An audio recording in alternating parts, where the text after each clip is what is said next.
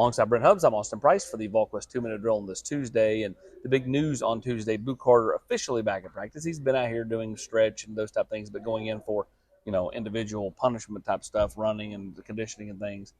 Today, back out there amongst his teammates, going through defense. Yeah, a full participant today. What does that mean long term? We'll find out on Saturday when Josh Heupel meets the media and after a scrimmage, and we'll see how much more he does tomorrow and what he does Friday and what he does on Saturday. But clearly, full participant today with his teammates.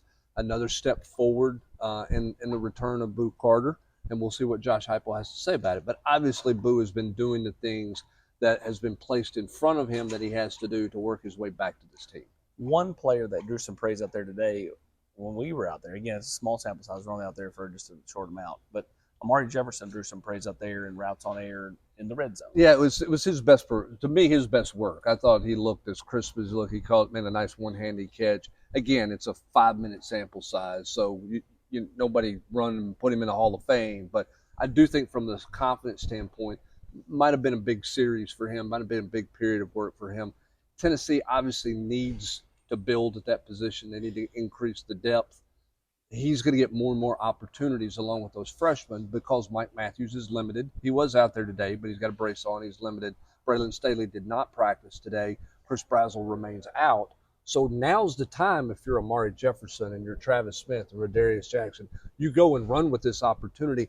Maybe Jefferson took a step this morning. We'll see. Speaking of the latter two, they both caught touchdowns during team periods today, Darius Jackson and Travis Smith. We got to hear from Glenn Ellerby. We got to hear from several offensive linemen. You've got Bennett Warren, who's kind of big, that swing tackle that can play left or right. You've got Jesse Perry working at right tackle and then right guard. Perry looks like he's a real option to be Tennessee's starting right guard with Wendell Moy over at left guard. Yeah, I think it all depends on, do you want to go a really inexperienced right side with Jesse Perry and David Sanders, or do you want to try to put someone with a little more experience beside him, maybe flip a Wendell Moy over to the right side? Wendell may be more comfortable at left side. What Glenn Ellerby made clear today when he met with the media, there's a ton of mixing and matching going on right now in a quest to find their best five. They would like to play more than five. We've heard that every year, so we'll see if they get into actually playing 7 guys in a game on any kind of regular basis.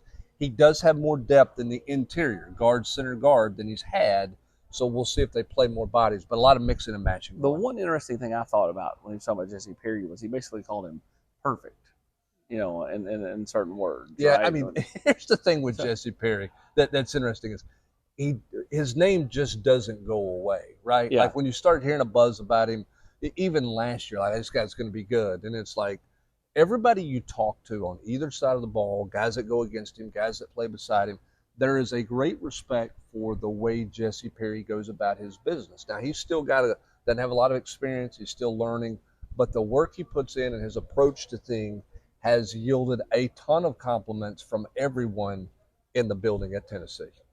He is Brent Hubbs. I'm Austin Price. This is the Volquest 2-minute drill on this Tuesday.